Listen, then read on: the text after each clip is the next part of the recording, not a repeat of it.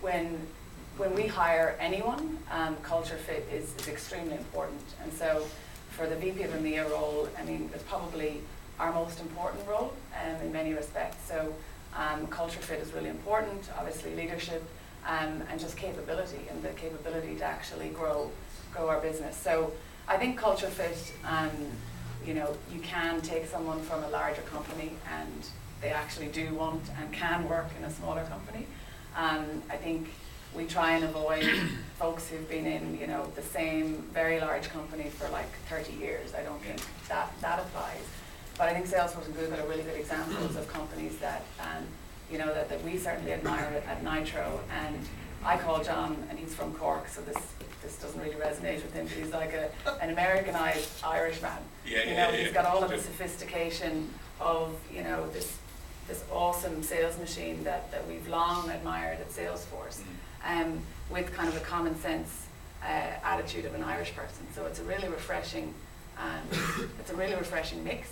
And the other guy you mentioned, who is ex-country manager of Citrix, he was actually part of the VP of EMEA search, and so we wound up hiring kind of the two of them. And it was probably our best and most enjoyable recruitment effort to date. We had so many candidates and so many such fantastic talent.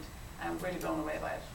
Well, one thing I add to that is the benefit of having Google, Facebook, LinkedIn, Twitter, Salesforce, all these companies is there's sort of limited opportunities for growth for this middle management that is very talented. And so as a new company coming in, I think being able to talk about rapid growth and having those people having grown up inside of these great organizations, they want to go and do it themselves, right, and put their stamp on it. So yeah, that's a very good point. Yeah. Same for John.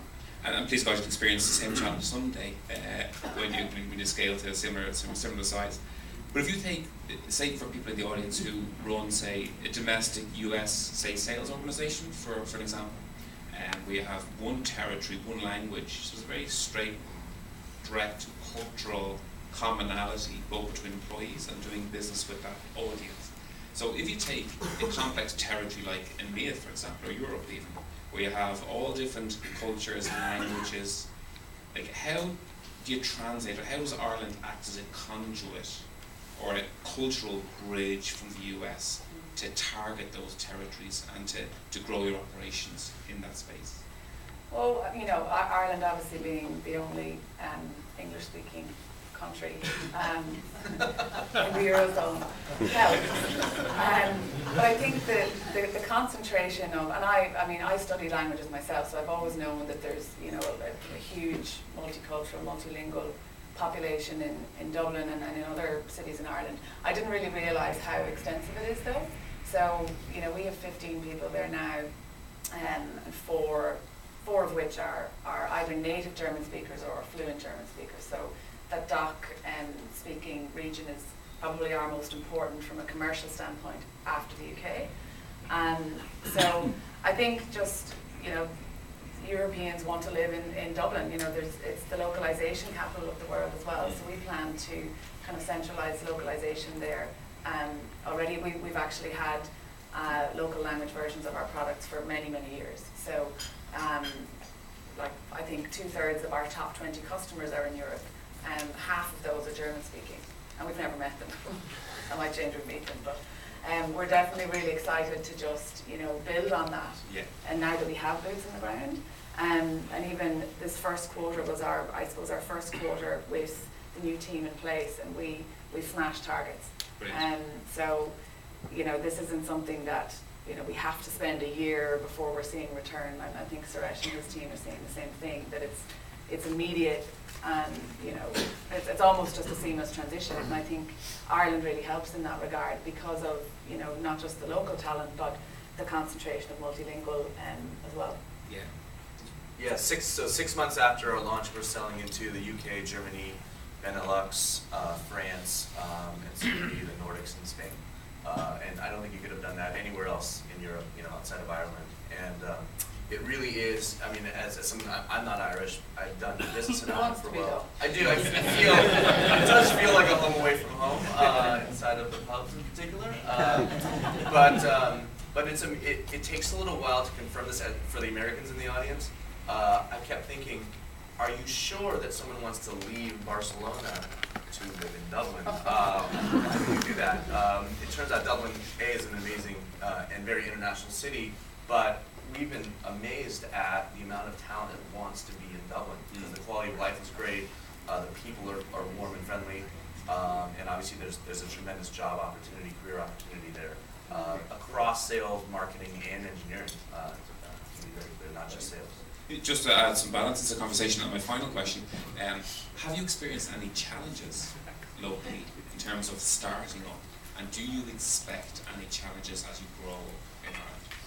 Gina? Yeah, I think I'd highlight two things, and something I talked to Deirdre about. I think, you know, we had a great start, but things like, you know, office space, you know, finding the right office. I know AdRoll has been in kind of an interim office, which was like a converted squash court. Yeah, still there. Quite cool, but a bit weird.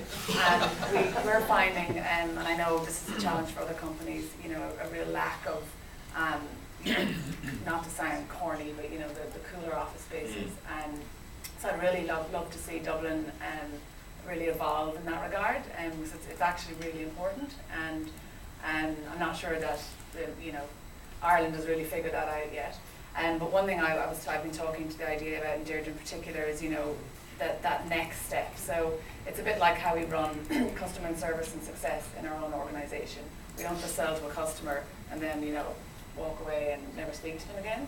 It's really important to develop that relationship, because ultimately their success is our success, and we want them to be happy, because when they're happy they're going to be referring other customers, they're going to be expanding their footprint of Nitro within their organisation. I really feel like the same applies to what not only the IDA but other service providers in Ireland can do. So I would say it's not just getting us there, it's really helping and continuing to help along the way. And definitely the help is there, but I think structuring it a little bit more would be helpful. I think the other thing that I would love to see Ireland develop is you know, engineering talent in particular. And so actually Nitro and AdRoll, along with some other companies, are trying to spearhead an initiative with the people that matter, to get them around the table to see what we can all do to help this. So kind of companies putting their money where their mouth is, in terms of whether it's, you know, internships and scholarships, or, you know, speaking to students. But then also we're talking to Trinity and DCU about developing programs, and the government, you know, ministers like Kieran Cannon are doing so much in that regard. But they're quite progressive on it at the same time, and I think some things the government have done to their credit, and not just the government, people in Ireland, there is a groundswell towards developing a sustainable stream of technical talent. The Coda Dojo is a global phenomenon now. The first flight, the Aer Lingus flight, on Wednesday we had a group come over from Cork, the capital of Europe, and they flew over upon the invitation of Mayor Edmund Lee to showcase what's been done. Literally, the 5-year-olds who are coding, you know, it's a cool scene. Equally, the government introduced additional points for second level for higher maths to increase people towards the STEM subjects and the feed into third level. So there's a lot happening to develop that sustainable pool, but that's a global challenge, I guess, isn't it? Well, I think it's where Ireland can really become a world leader. I think Israel is a really good example of a country that's done that very well. There's also, you know, we need to develop even the VC landscape in Ireland. So I think if we get like all pieces of the puzzle to fit together, we are a global leader in many respects already, but we can be even better. And I think what's happening in Ireland today, you know, is the future of the country. I think a lot of people don't necessarily see that in Ireland because they're not necessarily in the tech economy. But the investment today is going to pay off for decades to come, and it's really, really exciting, especially, you know, as an Irish person, to be part of that, and to see companies like AdRoll and Nitro get the chance now. And I think Barry mentioned this too, that the idea recognise that we are hopefully the next big thing, you know, and so attracting us now, attracting us now is hopefully going to pay off. Sure. And I hope it does. I'll just leave the last word to you, Suresh. So just in terms of your expectation of any potential challenges as you grow and scale in Ireland. I'd say the two biggest challenges we faced, one was, as Gina said, finding architecturally interesting maybe that's a different way, that's the like non-cheesy way to call it. Architecturally inspiring places to put the office. I think that's a sort of a hallmark of Silicon Valley companies in the city here.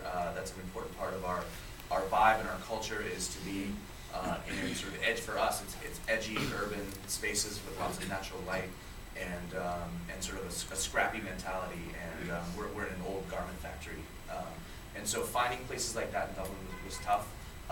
We ended up signing a lease just last Monday for 11,000 square feet in Burlington Plaza, up top floor. So it's not an edgy garment factory. It's actually the top floor of a really beautiful building with views of the ocean. So not too bad. Not bad at all. So, but that was a challenge. And then the second big challenge for us is German speakers. I'd say that's the one caveat. That's the toughest market to recruit for.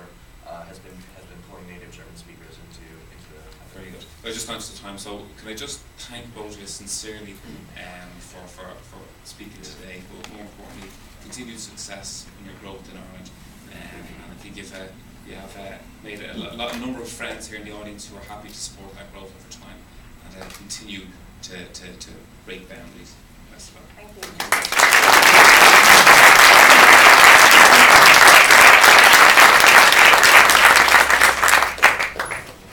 So I'll just hand over to Frank just to coordinate the final open discussion, just to take Q&A.